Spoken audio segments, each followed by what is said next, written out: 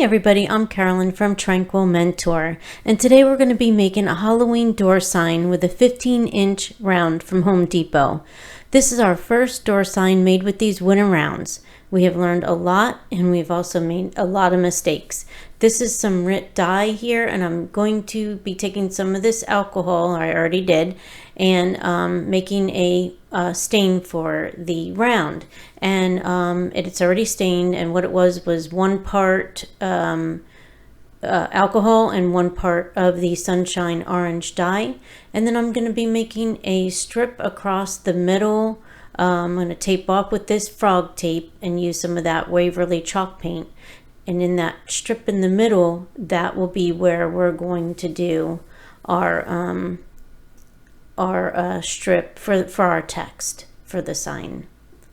All right, and I'm measuring down here. There is, I don't know if you could see it, but there is a line in the wood, and I've used that as a reference point. And then I measured 3.5 inches down from the top of the sign, and then I'm measuring 5.5 inches down. So my strip across the middle for my text will be 5.5 inches total, and I think that'll be enough room. So I'm just taking the ruler and making some guidelines. And you know, I'm lucky because the way that they piece these wood rounds together is it's 3 pieces of wood and then it's rounded off, and then I'm just use that as a guideline to draw my straight lines there. And then with the frog tape, I'll be marking those off. And the frog tape is takes some getting used to, but it's a lot better than the painter's tape, the blue one. I know everybody has their favorite, and this seemed to work very well for me. I just, you know, we just have to take our time and with things like this and patience, and sometimes you don't get it right the first time. So I'm going to wrap those around the edges, make sure it's sealed really well, and then along this you know, the line that's going to have the paint near it, I'm going to press that down. And you know, if you take your fingers too and just, you know, press that down over there, that'll really keep that from bleeding through, as that's what we want to be careful of. And then you know, I'll use my next guideline for my tape, and then you can get an idea here how thick the black area is going to be for the text. And sorry about my hair, I'm very close to the camera, so I was leaning over to try to see. All right, and then we'll fold that tape back behind, and then I'll do that same thing with the pressing and making sure everything's flattened down on that back side. And we won't be painting over there, but you know, at least we'll make it sealed. And then for the this part with the scraper, that's my Dollar Tree scraper, I wouldn't do that. And you know, as I was saying throughout the video, you'll see things, and I'll show you things that I wish I hadn't done, and that's one of them. It really does press into the wood. Just a fingertip, or maybe even an eraser if you're careful, on the back of a pencil or something, you know, as long as you don't erase off the dye. But I think that would be a better strategy, or even just plain fingertip, really. So I've got that Waverly chalk paint, and this color is ink. And I've got this roller that I'm using right now is from Dollar Tree, and I've never seen them there before, but I'm sure they've been there. And I got it down the aisle where they have all the tools and everything.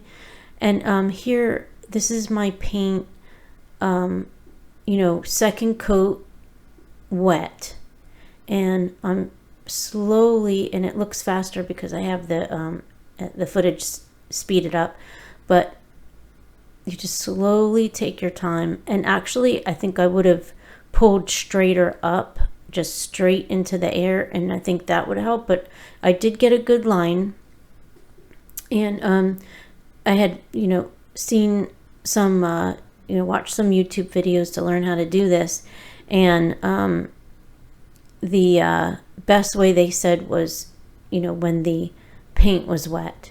So, and there's our banner across the middle there, and that's where our text is going to go.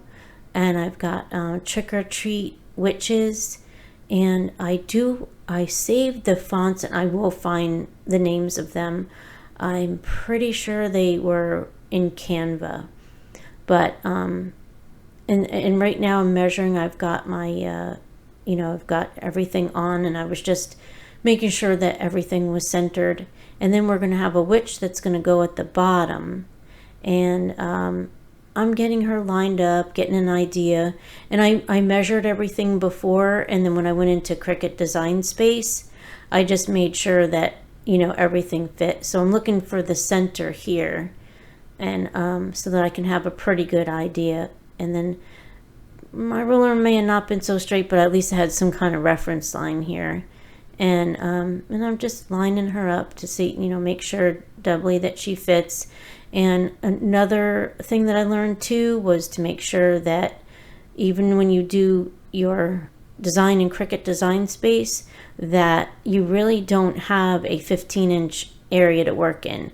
You've got a 14-inch area diameter to work in, but then also you don't want to work with that entire diameter. So I ended up working with a 13-inch diameter in Cricut Design Space to do my font.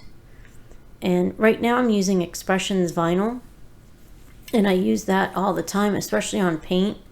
And the clear one works the best for me. I do have the masking tape one, and it is good. It's just, you know, with this one I really need to center everything. And this is Cricut, oh geez, it's the Cricut Smart Vinyl is what it is. And this is what I had on hand. I was all out of the Oracle, but the Smart Vinyl is good for outdoors too. So, and this will go outdoors, outside, either on my door or maybe on my bench, because I have a bench out front. So we'll see how it goes. But I'm just taking that vinyl and centering it as best I can, and I'll get it transferred on. But you know, you see how you can see, and it's not going to pull up that stain because it's not real stain, but the transfer tape can pull up stains sometimes. And of course it wouldn't be the end of the world, but it's just easier. And I've been able oftentimes to use and right here, what I'm doing here, I wouldn't do that. I would get an eraser, you know, back of an eraser or fingertip, and burnish that in, because that thing just, you know, it normally works, but it would just, in this situation, it just wasn't the best. But it worked, and I'm just doing my slow peel here, and we'll get that all undone. And I really like the way that looks. That's really cool. And I know it's upside down to you, but I will turn it around later so that you can see it. And then here I'm doing another thing that I probably wouldn't do. And yeah, just fingertips like that and pressing it down would be the best bet. And it just scratches the wood a little bit. All right, and now it is time for our bow.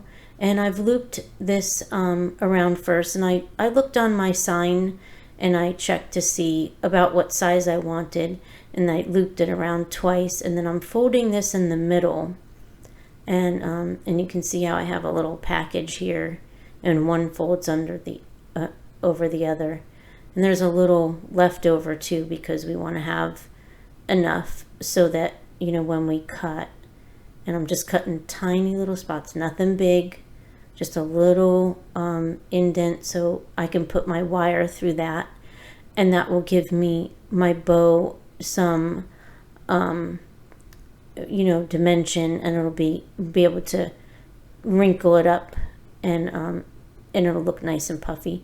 And here's, I'm using my BLEDS cordless glue gun. I absolutely love it, and the company asked me to do a review for it and sent it to me, and even regardless, my opinions are always my own, and I absolutely love it. I mean, it has just been so wonderful to use, and the glue sticks that came with it are also awesome.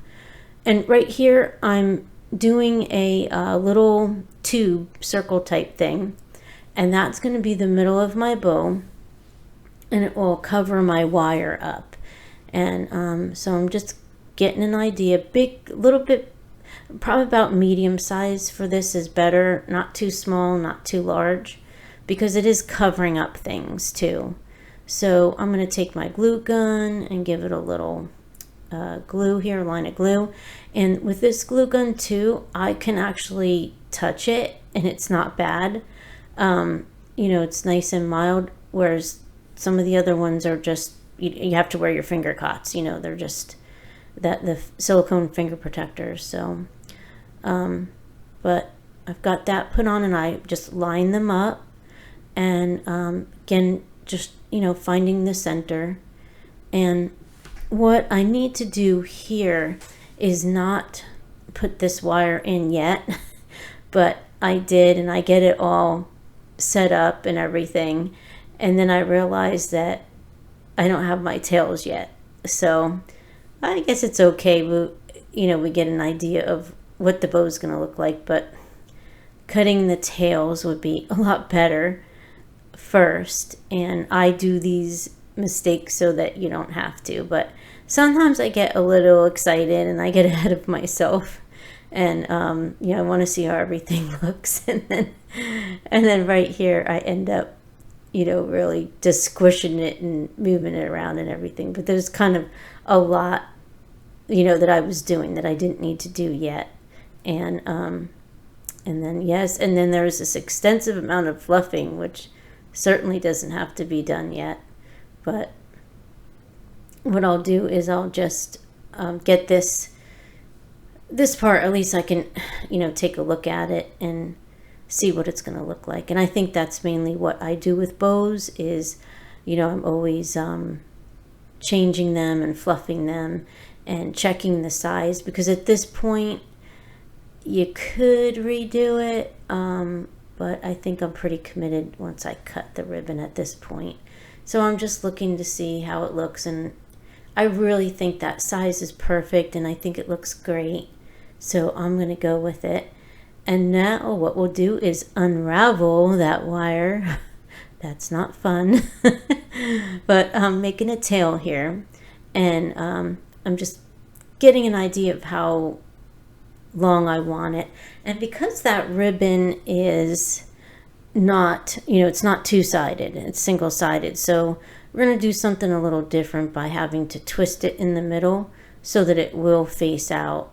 And sometimes, you know, I forget that that some ribbon doesn't have the back. It just depends. So I'm just giving it a look here, giving it a little trimming, and just getting everything lined up. And then I'm folding this in half, and I'll start to make my dovetail and just cut that at an angle. And then we'll do the other side, and we'll get everything lined up. And then I opened up my wire again, and I did that off camera because it was pretty intense. So what I'll do here is I'll just get all of that lined up and all in, give it a good tie it really tight, and then I'll cut my ends off and press them down so that the bow will lay flat. And plus, if you're moving the bow around, it won't hurt or, you know, puncture your finger or anything. And more fluffing, of course, we love fluffing. And I do find that very relaxing, and, you know, it's tranquil. So we'll go through this again, and, you know, just keep looking and seeing what we think, fluffing and all that. And with these end pieces, with these tails, sometimes the tails will, well, they may be too long to, you know, cover the letters. So, and I'm just showing you, I turned my glue gun off because I don't need it anymore. I like to keep it off if I'm not using it. I don't want to, you know, spend that battery charge.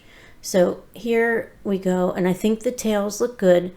I think I would make sure that the bow is stapled up towards the top more, because then we won't have the ribbons in the way of the letters. And stapling is really good, especially here in Florida, because the hot glue, it just gets so hot at the front door and, you know, outside, that it will, it'll melt the glue, or it'll blow off in the wind because it's just so crazily windy here. And there you have it. And later on, that'll be stapled. Okay, here's where the mistake comes in. I used this Helmsman Minwax, which was wonderful, and I did the back. I did a couple coats. But here, when I did the second side, I think I did something wrong with cleaning my brush, and it was very, very full of, so the back is fine. I mean, I did 2 coats, you know, sanded in between, everything was good. And then when I went to do the front, I think I dipped my brush to clean it too many times. And also where I'm rubbing right there, because I'm trying to correct this mistake, I rubbed those letters too much too, and you don't need to do that. So to rectify my mistake here, I bought this Waverly pumpkin, and I figured I wasn't going to be able to recover from the stain. So I decided I would take this pumpkin and you know, go back over it because it's opaque and I don't have to worry. So when we make mistakes like that, we step away and take some deep breaths, because it's just crafting. So we're going to be learning, and we just want to make sure that we don't, you know, get too stressed out over things like this. So I've got my frog tape taped off again. I lined it up very, very carefully, and I'm going back over this area. And you know, I think it's going to be good here, because it's just, you know, we all learn as we go along, and sometimes you know, you remember things, and when you do something again, you don't make that same mistake, and you clean your brush properly. And I think I was using mineral spirits with that other brush. Not this roller is from Michael's, and it's like a stamping roller, or a stencil roller is actually what it is. It's a little bit smaller, so I felt I would have more control. And then I'm just going to do my edges, and you know, we'll you know, a couple coats on this pumpkin will be good.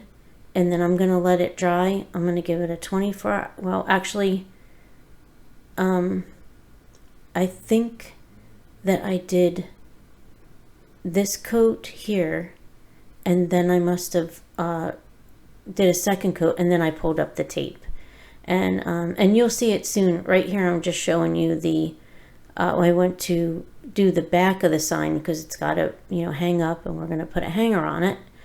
And that line right there, you know, in the wood that I was talking about it, and those are the hooks that I used. I got those from Michael's. And we're using the wood line as a reference point, and where that wood meets. And then I'm taking the ruler, and I'm measuring out about, or measuring in about 2.5 inches, and I'm putting a mark right there. And then I'll put a mark on that other side, and that's where those are going to go. We're going to take this out to the garage, and we're going to do the drilling, and it's got screws that come with it in the pack, so they're short enough that they won't go through that round. And then there's the little screws. So we will show you as soon as we're finished what it looks like. And here we have it. This is just with the rings on, and then, you know, the bow is stapled. So these rings right here, we're going to take the ribbon, and I did get that from Etsy. I think it was probably a couple years ago now. And the glitter does get everywhere, so maybe spray it or something if you do get something with glitter like this. But right now I'm sizing this up a little bit because I want a hanger for my front door, and this ribbon's really strong, and it has wire in it, and the wire is really, really strong. So I'm pulling this through, and just trying to get an idea of about how long I want it. And you know, everybody's door is different, and everybody's way that they hang it is different. You may need a long hanger, you might need a short one. And So I'm going through the motions here of, resizing or sizing it up. And I'm not cutting my ribbon yet because I don't want to commit to a size because I'm just not sure. So, I'll make this knotted here. And then as I look at it, I know it's going to be too long. So I'm just going to untie it and take my time and go back through and get that knot out. And that was a good reason I didn't do the other end yet. So that looks about right. I think that's going to be perfect. So here I'll do a knot, and then I'll double knot that too. And then I just trim the back. I actually dovetailed the back too. Not right here, but I dovetailed it later on off camera. And here we are. I just absolutely love the way this came out. And it's just perfect. It's absolutely what I wanted. And, lots of learning and everything. Lots of different lessons here. And, I think next time with the Helmsman, I think that's how you pronounce it. I think, this is sprayed. I ended up, and I forgot to tell you, I ended up using I think you call it Helmsman stain spray, and it's in the clear satin. That was just, after what I had gone through, I just wanted to make sure that I could just spray it. But I think the Helmsman, the actual varnish Helmsman, I think that's still really beautiful. I really love that.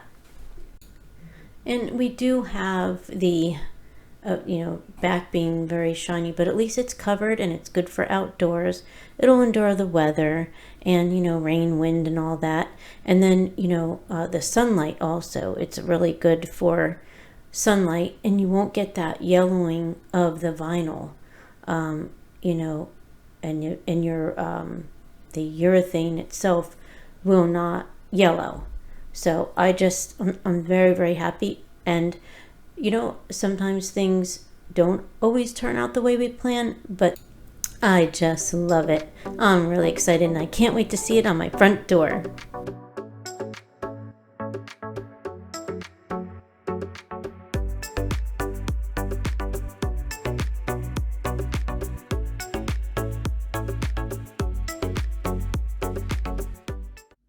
Hey guys, crafting and DIYing is a great outlet for stress and anxiety, along with meditation, manifestation, and mindfulness. I have a free downloadable meditation guide that I'm going to put in the description link down below. It has helped me tremendously, and I just wanted to share it with you. It will be in PDF format, so you'll have to use a PDF reader or something like Adobe or whatever you use to view documents like that. I'm also working on an Amazon logbook for meditation, and when I finish it, I'm going to put it on Amazon.com, and I'll put that link in the description for you below. Thanks for watching my video today. I appreciate you so very much. Please like and subscribe for more videos like this one, and I will see you in the next one.